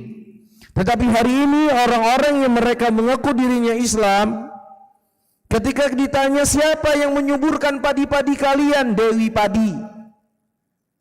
Ya, siapa yang memberikan kepada kalian, Nyai Loro Kidul. Subhanallah, parah-parahnya musyrikin zaman dahulu tidak sampai kesyirikan mereka sampai kesyirikan mereka pada tauhid ar-rububiyah. Maka terjatuh kesyirikan mereka dalam tauhid al-uluhiyah. Tapi zaman modern yang dianggap modern hari ini, justru manusia tersungkur ke dalam kesyirikan yang lebih jelek dari kesyirikan orang-orang musyrikin di zaman dahulu. Bisa difahami? Dan perlu di sini saya kasih catatan, kita berbicara kepada orang yang mereka meyakini bahwasannya ada zat yang lain yang memberikan rezeki, yang menciptakan selain Allah. Kepada bab ini yang kepada mereka yang kita bahas, kita nggak membahas ya seluruh muslimin yang tidak sejalan dengan kita nggak bahas seluruh muslimin, karena nanti orang-orang ketika kita membahas masalah seperti ini, ini lihat nih, pengajian mereka itu pengajian yang mengkafirkan muslimin, yang tidak sejalan dengan mereka semua dikafirkan. Kita tidak mengatakan demikian. Yang kita katakan, ada orang yang tidak sejalan sama kita, mereka bisa saja benar, karena dalam sebuah permasalahan bisa ada qaul pertama, ada qaul kedua. Bisa saja orang yang tidak sejalan dengan kita, yang satu terjatuh ke dalam bid'ahan, yang satu tidak terjatuh dalam bid'ah, tetapi mereka masih muslim. Dan ada orang yang tidak sejalan dengan kita, yang bisa saja mereka terjatuh ke dalam syirkun akbar. Dan pembahasan kita hanya kepada orang yang ketiga ini. Kita tidak membahas keseluruhan kaum muslimin. Bisa difahami? Baik. Wala yuhyi wala yumiti lahu, dan tidak ada yang menghidupkan dan yang mematikan kecuali siapa? Allah. Yakin mereka. Wala yudabbirul amra, dan mereka juga meyakini tidak ada yang mengatur perkara ini kecuali Allah. Bahkan mereka meyakini seluruh langit-langit dan apa yang ada di dalamnya, dan juga bumi yang 7 dan apa yang ada di dalamnya, kulluhum abiduhu. Mereka meyakini bahwasannya seluruh makhluk-makhluk itu adalah hambanya Allah, dan mereka itu di bawah kekuasaan Allah dan di bawah pengaturan Allah. Ini keyakinan siapa? Musyrikin yang Nabi SAW diutus kepada mereka. Kemudian saya baca cepat karena waktu kita sangat sempit. Yang penting paham ya apa yang saya sampaikan. Tapi kita ambil inti-intinya saja. Fa idza aradta dalila ala anna haula'i alladhina qatalahum Rasulullah sallallahu alaihi wasallam yashhaduna bihadza faqra qawluhu ta'ala qul may yarzuqukum minas sama'i wal ard amma yamliku as-sama' wal absar wa may yukhrijul hayya minal maiti wa yukhrijul maita minal hayy wa may yudabbirul amra fasayaquluna Allah faqul afala tattaqun. Nah, kalau seandainya kau ingin mengetahui dalil bahwasanya orang-orang yang diperangi oleh Nabi sallallahu alaihi wasallam mereka meyakini akan rububiyahnya Allah, mereka yakin Allah memberikan rezeki, baca firman Allah di mana Allah mengatakan, wahai Muhammad, sampaikan kepada mereka, tanyakan kepada mereka, siapa yang memberikan rezeki kepada mereka dari langit dan dari bumi, siapa yang memiliki pendengaran dan penglihatan, siapa yang mengeluarkan yang hidup dari yang mati dan yang mati dari yang hidup, dan siapa yang mengatur alam semesta ini. Apa jawabannya mereka? Fasayaqulunallah. Mereka menjawab Allah. Rasulullah bertanya pertanyaan ini kepada Abu Bakar As-Siddiq atau kepada Abu Lahab? Kepada Abu Lahab. Tapi perhatikan setelahnya, faqul afala tattaqun, dan katakanlah kepada mereka, kalau seandainya kalian meyakini bahwasanya Allah yang menciptakan satu-satunya, Allah yang memberikan rezeki, kenapa kalian tidak beribadah hanya kepada Allah? Kemudian kenapa kalian beribadah kepada Lata dan Uzza, padahal kalian meyakini Allah satu-satunya zat yang memberikan rezeki? Bukankah ini kontradiksi pikiran kalian? Bisa difahami? Makanya para ulama mereka mengatakan at-tauhid ar-rububiyah yulzam ala tauhid al-uluhiyah, wa tauhid al-uluhiyah mutadamminun bi tauhid rububiyah. Bisa difahami? Paham? Antum semua sudah ngerti kan? Apa itu tauhid rububiyah, sudah paham? Nggak perlu saya jelaskan lagi kan? Apa itu tauhid uluhiyah, sudah paham? Apa itu tauhid asma wa sifat, sudah paham? Nah, sekarang ada kaidah yang diambil dari ayat yang saya baca. At-tauhid al-rububiyah mulzimun ala tauhid al-uluhiyah, wa tauhid al-uluhiyah mutadamminun bi tauhid rububiyah. Pernah dengar? Pernah dengar? Paham maksudnya? Baik. Tauhid rububiyah, ketika seseorang meyakini bahwasanya Allah yang menciptakan, Allah yang memberikan rezeki, maka kita lazimkan kepada mereka, hendaknya engkau meyakini bahwasanya Allah lah satu-satunya zat yang kalian ibadahi, karena telah ada keyakinan pada diri kalian Allah yang menciptakan. Kenapa kamu tidak menjadikan dia satu-satunya zat yang kalian ibadahi? Itu maksudnya tauhid ar-rububiyah mulzimun ala tauhid al-uluhiyah. Ayatnya apa kata Allah? Setelah Allah tanya kepada mereka terhadap tauhid rububiyah, mengenai tauhid rububiyah, kemudian mereka mengatakan apa? Rububiyah itu semuanya untuk Allah. Kemudian Allah hujahi mereka, kalau seandainya itu keyakinan kalian, kenapa kalian tidak beribadah hanya kepada Allah? Kenapa kalian tidak berdoa hanya kepada Allah? Kenapa kalian tidak meminta hanya kepada Allah? Kenapa kalian meminta kepada Lata dan Uzza, padahal dia nggak mampu menciptakan, padahal dia nggak bisa memberikan rezeki? Faham? Itu maksudnya tauhid ar-rububiyah mulzimun ala tauhid al-uluhiyah. Taib wa tauhid uluhiyah mutadamminun bi tauhid ar-rububiyah. Ketika seseorang meyakini Allah satu-satunya zat yang diibadahi, Allah satu-satunya zat yang kita minta, Allah satu-satunya zat yang memberikan pertolongan, maka sudah pasti dia meyakini Allah lah satu-satunya zat yang menciptakan, memberikan rezeki, karena hanya kepada Allah dia beribadah. Itu maksudnya tauhid al-uluhiyah mutadamminun bi tauhid ar-rububiyah. Taib, bisa difahami? Taib. Atau saya ulang lagi? Faham enggak? Saya ulang lagi, sekali lagi ya. Karena ini kaidah penting dan ini adalah thariqah Al-Qur'an di dalam melakukan perdebatan. Jadi Al-Quran selain berbicara kepada kita tentang halal dan haram, tauhid dan syirik, Al-Quran juga berbicara kepada kita tentang bagaimana cara kita berdebat. Dan banyak sekali ayat-ayat dalam Al-Quran kalau untuk melihat bagaimana cara mereka, bagaimana Allah memaparkan perdebatan yang terjadi. Jadi kita ikat seseorang itu dengan sesuatu yang dia telah yakini. Taib, dari keyakinan itulah kita menekankan mereka sesuatu yang mereka ingkari, yang itu seharusnya lazimnya kamu harus beriman seperti ini karena kamu telah meyakini ini. Paham? Taib, apa keyakinan telah diyakini oleh orang musyrikin pada waktu itu? Mereka telah meyakini rububiyahnya Allah, Allah yang menciptakan. Sehingga keyakinan mereka itulah kita tuntut sama mereka. Kalau kamu memang telah meyakini Allah yang menciptakan, kenapa tidak hanya beribadah kepada Allah? Kenapa ente minta kepada Lata? Nah itu dia maksudnya. Faham? Tetapi orang yang sudah meyakini Allah satu-satunya zat yang diibadahi, sudah pasti dia meyakini Allah yang menciptakan. Nggak ragu lagi dia. Nggak mungkin dia mengatakan Allah satu-satunya zat yang saya ibadahi, tetapi yang menciptakan itu bukan Allah, tapi Nyai Loro Kidul. Nggak mungkin. Karena seseorang ketika sudah yakin dengan tauhid uluhiyah pasti sudah mencakup darinya sekaligus tauhid rububiyah secara otomatis. Tetapi orang yang sudah meyakini tauhid rububiyah belum tentu dia meyakini tauhid uluhiyah, maka kita tuntut kepada mereka untuk beriman kepada tauhid al-uluhiyah. Bisa difahami? Baik. Wa qawluhu qul limanil ard wa man fiha in kuntum ta'lamun. Katakanlah kepada mereka, siapa yang memiliki bumi dan apa yang ada di dalamnya, kalau seandainya kalian mengetahui. Mereka menjawab, sayaqulunallah qul afala tadhakkarun.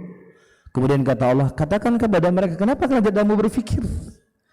Ya, ini juga ayat sama seperti di atas. Setelah mereka meyakini akan rububiyahnya Allah, Allah menuntut mereka untuk apa? Beriman kepada Allah Subhanahu wa taala dalam uluhiyah. Dan ini juga menunjukkan kepada kita iman yang mereka kepada rububiyahnya Allah tidak cukup. Kalau seandainya itu cukup, Allah tidak akan mengatakan kepada mereka qul afala tattaqun afala tadhakkarun. Allah tidak akan mengatakan kalau itu sudah cukup. Tapi karena rububiyah itu tidak cukup memasukkan seseorang ke dalam Islam, makanya Allah tuntut mereka untuk beriman Allah kepada Allah dalam uluhiyahnya.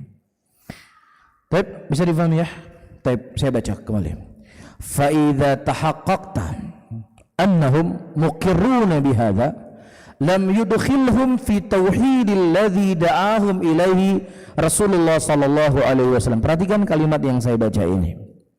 Ketika kalian telah mengetahui, telah yakin, kita telah yakin yang membaca ini, bahwasannya orang-orang musyrikin di zaman dahulu mereka meyakini rububiyahnya Allah dan kemudian itu tidak memasukkan mereka ke dalam tauhid yang Nabi SAW mengajak mereka kepadanya. Ini poin sering dijadikan sebagai senjata untuk menuduh Syekh Muhammad bin Abdul Wahab adalah orang yang mengkafirkan muslimin. Padahal konteksnya Syekh tidak berbicara umat Islam hari ini. Tidak. Syekh berbicara konteks orang-orang kafir di zaman dahulu yang mereka beriman kepada rububiyahnya Allah Subhanahu wa taala, tetapi mereka tidak beriman kepada tauhid uluhiyah. Faham? Nah, muslimin hari ini ketika kita tanya sama mereka, kamu tahu enggak tauhid rububiyah? Kamu tahu enggak tauhid uluhiyah? Tahu enggak kira-kira? Enggak tahu mereka secara teori, tapi secara praktek? Secara praktek mereka meminta sama Allah, memohon kepada Allah, berdoa sama Allah. Makanya konteks ucapan Syekh bukan konteksnya muslimin hari ini, tapi konteksnya musyrikin yang Rasulullah SAW diutus kepada mereka. Adapun muslimin hari ini walaupun nggak ngerti apa itu rububiyah, nggak ngerti pembagian tauhid, namun ketika dia berdoa hanya kepada Allah, meminta hanya kepada Allah, meminta rughbah hanya Allah, al-khauf hanya kepada Allah, kita tidak menghukumi mereka kafir walaupun nggak ngerti, nggak belajar usul salasah. Karena itu terkadang adalah fitrah yang Allah berikan kepada seseorang. Bisa difahami ya? Ini poin penting. Jadi setiap orang-orang yang, karena diantara kitab Syekh Muhammad bin Abdul Wahab yang paling mereka benci itu kitab ini. Yang paling mereka benci kitab ini karena kitab ini membongkar kedok musyrikin. Ya, sehingga ketika mereka tidak bisa membantah kitabnya Syekh, dicuplik-cupliklah kalimat-kalimat yang seakan-akan mengarah Syekh mengkafirkan muslimin yang tidak sejalan dengan beliau. Padahal konteksnya, saya ulangi kembali, Syekh berbicara tentang kondisi orang-orang musyrikin di zaman dahulu yang mereka meyakini rububiyahnya Allah tapi mereka tidak beriman kepada al-uluhiyahnya Allah Subhanahu wa taala. Bisa difahami? Baik. Kemudian wa arafta anna tauhid alladhi jahaduhu huwa tauhidul ibadati alladhi yusammihi al-musyrikuna fi zamanina al-i'tiqad. Dan engkau telah mengetahui bahwasanya tauhid yang orang-orang musyrikin mengingkari dulu di zaman Nabi, tauhid apa? Tauhid apa? Tauhid al-uluhiyah atau dikenal dengan tauhid al-ibadah. Sedikit faedah para hadirin dan hadirat. Tauhid ar-rububiyah adalah tauhid yang membahas tentang sifat-sifat, tentang perbuatan Allah. Adapun tauhid al-uluhiyah adalah membahas tentang perbuatan manusia. Baik, saya ulangi. Tauhid rububiyah adalah tauhid yang membahas tentang perbuatan Allah. Tauhid uluhiyah adalah tauhid yang membahas tentang perbuatan Allah. Apa maksudnya? Perbuatan manusia. Apa maksudnya? Ketika Allah Subhanahu wa taala menyebutkan alhamdulillahirabbil alamin, segala puji bagi Allah pemilik seluruh alam semesta ini, membicarakan tentang apa? Perbuatan Allah. Adapun tauhid al-uluhiyah adalah membahas tentang perbuatan manusia yang Allah tuntut kepada manusia untuk beribadah hanya kepada Allah. Doa engkau untuk siapa? Khauf engkau kepada siapa? Roja engkau kepada siapa? Jadi kembalinya semua kepada perbuatan manusia. Kemana diarahkan perbuatan tersebut? Kalau diarahkan kepada Allah, maka dia al-tauhid. Kalau seandainya diarahkan kepada selain Allah, maka itu musyrik. Bisa difahami ya? Baik. Alladzi yusammihil musyrikuna fi zamanina, yang orang-orang musyrikin di zaman sekarang mereka menyebutkan itu sebagai al-i'tiqad. Jadi itu bukan sebuah keyakinan, bukan sesuatu hal yang perlu untuk dibahas, tapi itu cuma sekadar keyakinan saja menurut mereka. Baik, dengan hal setelahnya akan lebih jelas. Kama kanu yad'un Allah subhanahu lailan wa nahara, thumma minhum ma yad'u al-malaika li ajli salahihim wa qurbihim min Allah liyashfa'u lahum, aw yad'u rajulan salihan mithla Lata aw nabiyyan مثل عيسى. وعرفت أن الرسول الله صلى الله عليه وسلم قاتلهم على هذا الشرك ودعاهم إلى الإخلاص عبادة لله وحده كما قال الله تعالى فلا تدعوا مع الله أحدا وكما قال الله تعالى له دعوة الحق والذين يدعون من دونه لا يستجيبون لهم بشيء. Perhatikan baik-baik. Ini kita sudah masuk kepada inti kitab. Kama kanu, dulu orang musyrikin mereka berdoa kepada Allah Subhanahu wa taala siang dan malam, mereka berdoa kepada Allah. Kemudian ada di antara mereka berdoa kepada Allah juga berdoa kepada malaikat. Kenapa? Karena malaikat adalah makhluk-makhluk Allah yang tidak pernah bermaksiat kepada Allah. Mereka makhluk-makhluk Allah yang dekat dengan Allah, sehingga supaya doa kita cepat sampai kepada Allah melalui makhluk-makhluk yang dekat dengan Allah ini, agar mereka bisa memberikan syafaat kepada kita nanti di hadapan Allah Subhanahu wa taala. Ini tujuan mereka. Au yad'u rajulan salihah, atau mereka berdoa kepada seorang laki-laki saleh seperti Lata, atau seorang nabi seperti Isa. Wa arafta, dan engkau mengetahui bahwasanya Rasulullah sallallahu alaihi wasallam memerangi mereka semuanya dari perbuatan kesyirikan ini. Rasulullah tidak membedakan, ente sembah sama siapa? Saya sembah sama Nabi. Oh ya, boleh, enggak apa-apa. Selamat ente. Ente sembah siapa? Saya sembah malaikat. Oh ya, ente selamat. Ente sembah siapa? Saya sembah pohon, saya sembah kayu. Ente yang syirik. Kalau itu mereka menyembah para nabi nggak ada masalah, karena nabi adalah manusia yang mulia. Begitu? Tidak. Rasulullah sama ratakan. Ente menyembah kepada nabi sama seperti ente menyembah kepada pohon, karena Nabi Muhammad adalah seorang rasul yang beliau manusia, yang beliau tidak bisa mengijabahi doamu sebagaimana pohon juga tidak bisa mengijabahi doamu. Cuman bedanya Rasulullah adalah manusia yang mulia yang kita perintahkan untuk mengikuti beliau, sementara pohon adalah makhluk yang kita tidak diperintahkan untuk mengikuti beliau. Namun ketika Anda memalingkan ibadah kepada selain Allah, sama seperti Anda beribadah kepada pohon, seperti Anda beribadah kepada Rasulullah sallallahu alaihi wasallam, karena tidak dibedakan oleh Nabi sallallahu alaihi wasallam dari bentuk jenis kesyirikan yang mereka lakukan. Bisa difahami? Wada'ahum ilal ikhlasil ibadah lillah wahdah. Dan Nabi sallallahu alaihi wasallam mengajak mereka semuanya yang menyembah kepada nabi, yang menyembah kepada malaikat, yang menyembah kepada kubur, yang menyembah kepada pohon, yang menyembah kepada kayu, diajak mereka semuanya untuk mengikhlaskan ibadah hanya kepada Allah saja. Jelas? Sebagaimana Allah mengatakan dalam ayatnya, fala tad'u ma'allahi ahada. Perhatikan ayatnya, fala tad'u ma'allahi ahada. Ahada itu dalam bahasa Arab artinya nakirah. Fala itu artinya adalah la nahiyah. Dalam bahasa Arab ketika di sana ada la nahiyah sebelumnya dan setelahnya ada nakirah, maka itu menunjukkan keumuman. Seluruhnya tidak boleh. Maksudnya apa? Fala tad'u, jangan engkau berdoa bersama Allah dengan malaikat, dengan nabi, dengan pohon, dengan kayu, atau kepada siapapun makhluk, tidak boleh. Berdoa itu hanya khusus kepada Allah Subhanahu wa taala, tidak boleh disekutukan Allah dengan makhluknya dalam berdoa. Makanya diterangkan kalimat ahadan. Faham? Jadi kalau ditanya mana dalilnya nggak boleh minta sama nabi, nggak ada dalilnya. Kalau kita nggak tahu dalil secara terperinci, kita bisa buat dalil umum ini. Fala tad'u ma'allahi ahada. Ahada nakirah, sebelumnya ada nahi, itu menunjukkan bahwasanya kepada siapapun kita tidak boleh berdoa, kita hanya boleh berdoa kepada Allah Subhanahu wa taala. Bisa difahami ya? Dan juga Allah katakan, perhatikan ayatnya, lau da'watul haq walladzina yad'una min dunihi, orang-orang yang mereka meminta kepada selain Allah. Kepada siapa selain Allah? Kepada nabi, kepada rasul, kepada malaikat, kepada kayu, kepada pohon, kepada bebatuan. La yastajibuna lahum bisyai'. Nabi, malaikat, rasul, pohon dan kayu itu semuanya tidak akan bisa mengijabahi untuk mereka apapun yang mereka minta. Jelas ayatnya? Saya baca. Wa tahaqqaqta anna Rasulullah sallallahu alaihi wasallam wa qatalahum liyakuna ad-du'a kulluhu lillah wa dhabahu kulluhu lillah wan nadhru kulluhu lillah wal istighatha kulluha lillah wa jamil anwal ibadah kulluha lillah.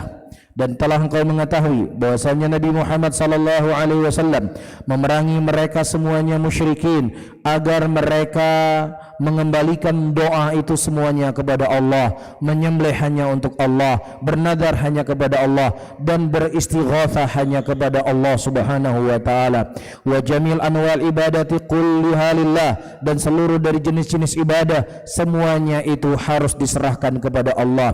Wa arafta anna iqrarahum bi tauhid rububiyah lam yudkhilhum fil Islam wa anna qasdahum malaikah wal anbiya wal awliya yuriduna syafa'atahum wa taqarrub ila Allah bidzalik walladhi ahalla dima'ahum wa amwalahum. Arafta haina idzin tauhid alladhi da'at ila rasul wa aba anil iqrar bihi al musyrikun.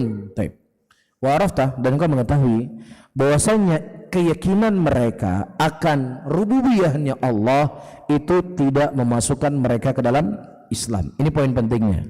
Wa anna qasdahum, dan maksudnya mereka meminta kepada malaikat, meminta kepada nabi ataukah kepada wali-wali, yang tujuannya mereka adalah supaya nabi-nabi ini bisa memberikan syafaat kepada mereka dan malaikat ini bisa mendekatkan diri mereka kepada Allah sedekat-dekatnya. Ini dosanya mereka.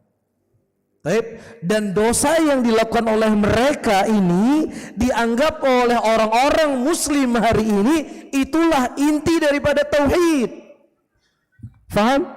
Ketika engkau mentauhidkan Allah, engkau memuliakan para ulama. Ketika engkau mentauhidkan Allah, engkau memuliakan wali-wali Allah. Bentuk memuliakan wali-wali Allah. Apa salahnya kita datang ke kuburan mereka? Apa salahnya kita sembelih seekor ayam, seekor kambing kepada mereka yang telah memperjuangkan agama Allah? Apa pelitnya kita? Ya, ini yang mereka bungkus, yang sebenarnya itulah perbuatan yang orang-orang musyrikin diperangi oleh Nabi SAW. Bisa dipahami ya? Sehingga kata Syekh di sini, itulah yang menjadi sebab Allah menghalalkan darah mereka, menghalalkan harta mereka. Siapa yang dibicarakan oleh Syekh di sini? Musyrikin di zaman Nabi. Syekh nggak berbicara orang yang nggak ikut jalan saya, ente saya bunuh. Ente nggak ikut jalan saya, darah ente saya halalkan. Tidak. Syekh berbicara di sini kepada orang-orang musyrikin di zaman Nabi. Nah, kalau seandainya ente punya keyakinan seperti musyrikin, iya, beribadah kepada malaikat, meminta kepada Nabi, meminta kepada orang soleh, meminta kepada orang-orang yang telah meninggal, ya sudah, hukum ente sama seperti orang-orang musyrikin zaman dahulu. Tapi kalau ente berdoanya sama Allah, mintanya sama Allah, mohonnya sama Allah, nggak ngaji sama kita, nggak ngaji usul salasa, nggak mengaji kitab kasyusyubat, ente tetap ahlu tauhid. Paham sini? Baik. Raftahaina idin, dan engkau mengetahui bahwasannya tauhid yang Rasulullah sallallahu, yang para rasul mengajak manusia, ya, mengajak kaumnya kepada tauhid tersebut, dan mereka enggan, ya, adalah tauhid al-uluhiyah. Baik, sudah cukup? Cukup ya? Baik, insyaallah mudah-mudahan Allah mudahkan pertemuan kita selanjutnya. Nanti ingatkan ya, halaman 30. Ya, nanti saya kirim PDF-nya sama Bu Umar, bisa disimak kitabnya. Jangan nanti kita baca lagi halaman 20 baca lagi. Jadi kitabnya nggak habis-habis, ulang lagi. Ya, nanti ingatkan halaman 30 ya. Baik. Nah, ini mungkin yang bisa saya sampaikan. Mudah-mudahan bermanfaat untuk saya sendiri dan juga kepada hadirin dan hadirat semuanya. Mungkin ada sesuatu yang mau disampaikan atau ditanyakan mengenai materi yang sedang kita bahas. Tentunya sebatas kemampuan yang saya ketahui, dan saya tidak dibebani oleh Allah apa yang saya tidak ketahui. Silakan.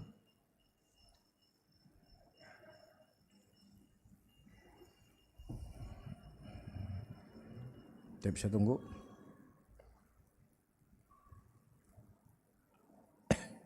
Paham ya? Jadi ada para hadirin dan hadirat, bukan saya ingin ditanya ya, tetapi sebuah pelajaran. Ketika muncul pertanyaan, berarti orang itu faham, makanya muncul pertanyaan. Jadi kalau tidak muncul pertanyaan, ada dua kemungkinan, faham 100% atau nggak faham 100%.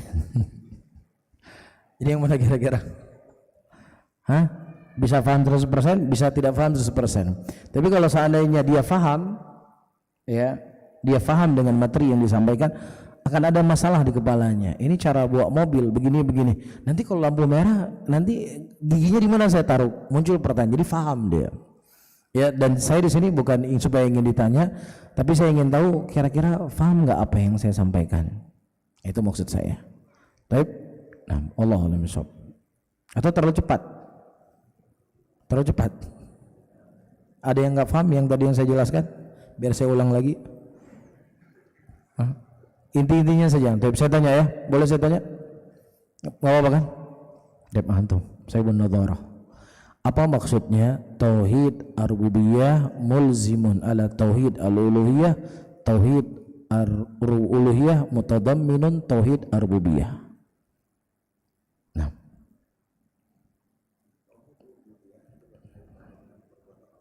ya. Taib. Nah, apa maksudnya ketika seseorang sudah bertauhid kepada Allah dengan tauhid rububiyah, maka kita wajibkan dia untuk mentauhidkan uluhiyah. Maksudnya apa?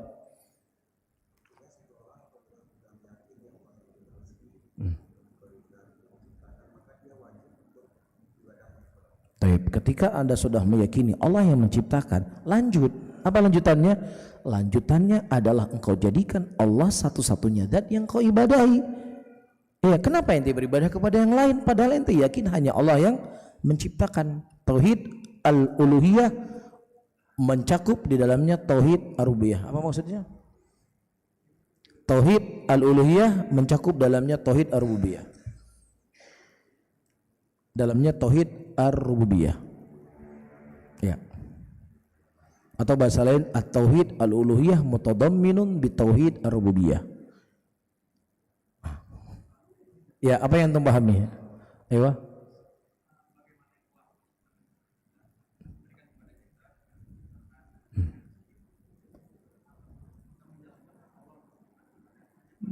Taib, labas.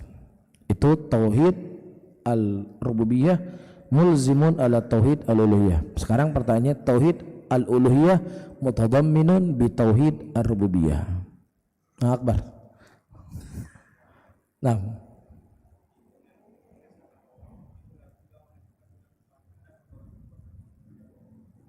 Taib. Ketika seseorang dia menjadikan Allah satu-satunya zat yang dia ibadahi, maka secara otomatis pasti dia telah meyakini Allah lah yang menciptakan, Allah lah yang memberikan rezeki. Makanya tariqatul Quran selalu ketika Allah menyebutkan tentang rububiyahnya Allah, dalam banyak ayat Allah mengatakan afala tatakun, afala tadhakkarun, yaitu menuntut mereka dengan keyakinan mereka kepada rububiyahnya Allah untuk beriman kepada uluhiyahnya Allah Subhanahu wa taala. Taib, soal selanjutnya. Apa dosa orang musyrikin sehingga dia divonis sebagai musyrik dan dihalalkan darahnya? Apa dosa mereka? Padahal mereka beribadah kepada Allah, mereka berdoa sama Allah, mereka haji, mereka berpuasa. Nah, antum sahibun nadharah yang pakai kacamata, baju garis-garis. Afwan ya?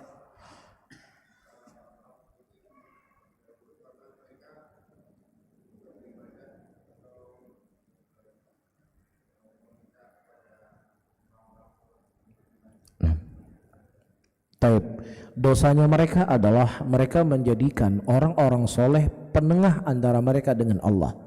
Mereka ketika ingin meminta hajat kepada Allah, mereka mendatangi orang soleh, menyampaikan hajat-hajat mereka melalui orang soleh tersebut yang telah meninggal, Maka inilah sebab mereka divonis sebagai musyrik. Bisa difahami? Taib. Yang ketiga. Nah, silakan.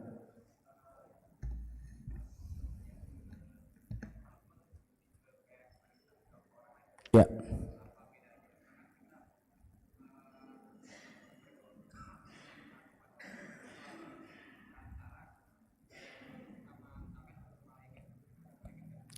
Ya.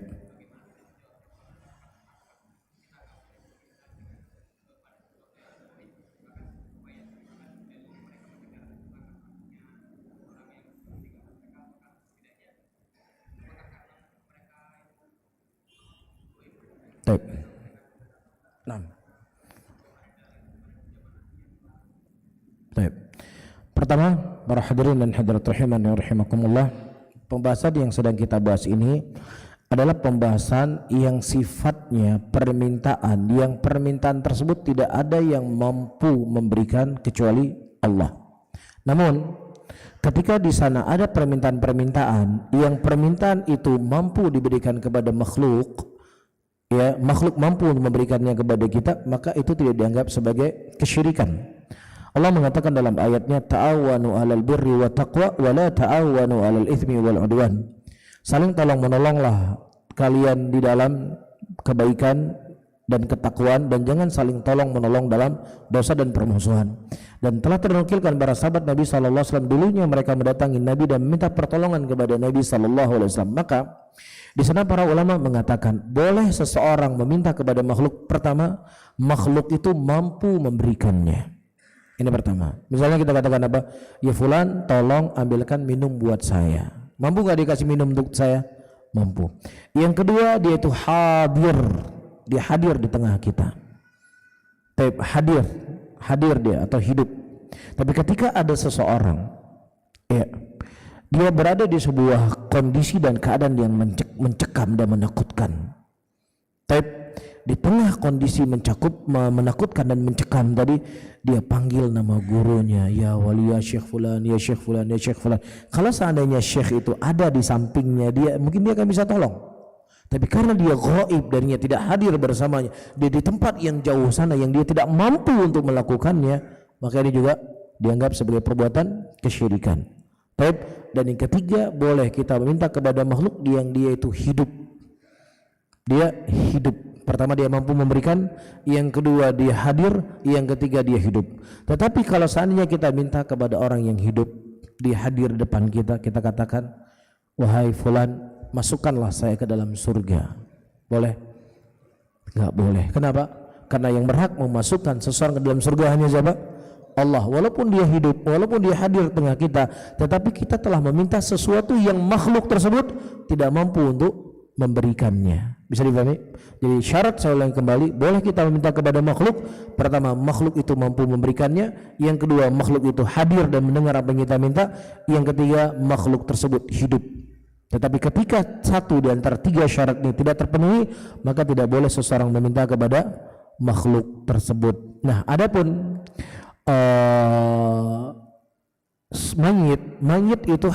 mayit itu mendengar ya suara dari orang-orang yang masih hidup di dunia ini hanya khusus dalam beberapa momen. Di antaranya adalah ketika kita pulang ke rumah ketika mengantarkan jenazah. Yang kedua, ketika Rasulullah SAW berbicara kepada orang musyrikin yang mereka berbuat kezaliman kepada muslimin, Rasulullah bertanya, apa yang telah kalian dapatkan di kubur-kubur kalian? Allah memperdengarkan itu semuanya. Baik. Nah, adapun secara umum Allah Subhanahu wa taala menyebutkan sebuah ayat dalam Al-Qur'an. Kalau seandainya kau minta kepada mayat-mayat tersebut, kalaupun seandainya mereka bisa mendengar kata Allah, akan tetapi mereka tidak mampu untuk memberikan apa yang kau minta. Tapi kalaupun mereka dengar kata Allah, tapi mereka tidak mampu memberikan apa yang kau minta. Nah, ketika kita meminta kepada makhluk yang tidak mampu memberikan apapun kepada kita, maka kita telah menyekutukan Allah Subhanahu wa taala, yang itu merupakan bagian dari kekhususan Allah. Sebagaimana yang telah saya sampaikan pada pertemuan yang lalu, syirik itu adalah taswiyatun li ghairillah billahi tabaraka wa taala wa hiya min khasaisillah. Syirik adalah ketika seseorang menyerupai Allah dengan makhluknya, yang itu merupakan bagian dari kekhususan Allah. Kapan seseorang menjadikan kekhususan Allah Subhanahu wa taala kepada makhluk, maka dia telah menjadikan makhluk itu sebagai sekutu bagi Allah, walaupun dia tidak mengatakan ini Tuhan saya. Makanya orang yang mendatangi dukun, mendatangi tukang ramal, mendatangi tukang sihir, kenapa dia dituduh, kenapa dia divonis sebagai musyrik? Kenapa divonis sebagai kafir? Karena yang mengerti dan tahu perkara gaib itu hanya Allah. La ya'lamu al-ghaiba ilallah. Tidak ada yang mengerti dan tahu perkara gaib kecuali hanya Allah yang tahu perkara gaib. Nah, ketika dia meyakini pada makhluk itu ada sifat yang khusus dimiliki oleh Allah, maka dia telah menjadi makhluk itu sebagai apa? Sekutu bagi Allah Subhanahu wa taala. Itu hakikat dari kesyirikan, walaupun dia tidak mengatakan ini Tuhan saya. Hanya sekedar dia meyakini, saya ulangi kembali, sifat itu dimiliki oleh makhluk, maka dia telah kafir. Paham? Hal yang menjadi hak Allah memasukkan seseorang ke dalam surga.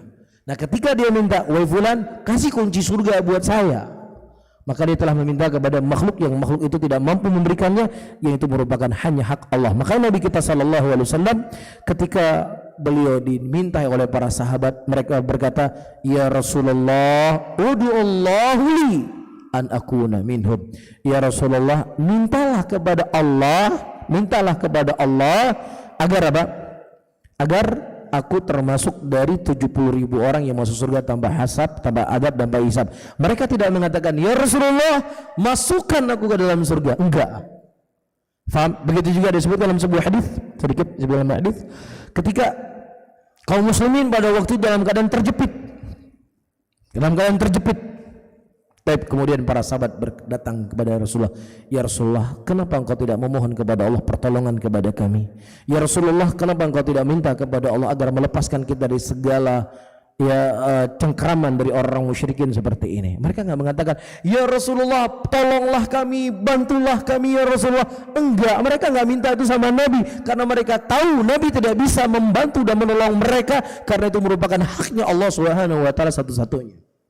Faham? Kemudian Nabi SAW berkata kepada mereka, ketahuilah oleh kalian bahwasanya orang-orang terdahulu ketika mereka mempertahankan agamanya, ada di antara mereka dikubur hidup-hidup, Ada di antara mereka yang diambil gergaji kemudian dibelah kepalanya menjadi dua, tetapi tidak mengubah sedikit pun prinsip mereka terhadap agama mereka. Dan ada di antara mereka, kata Rasulullah, mereka dicabik-cabik daging mereka sampai tembus ke tulang mereka, dan bersamaan dengan itu mereka juga tidak ragu sama sekali, tetap pada keyakinan agama mereka. Walakinnakum tasta'jilun, kata Nabi, namun kalian terlalu terburu-buru untuk supaya cepat ditolong. Sabar.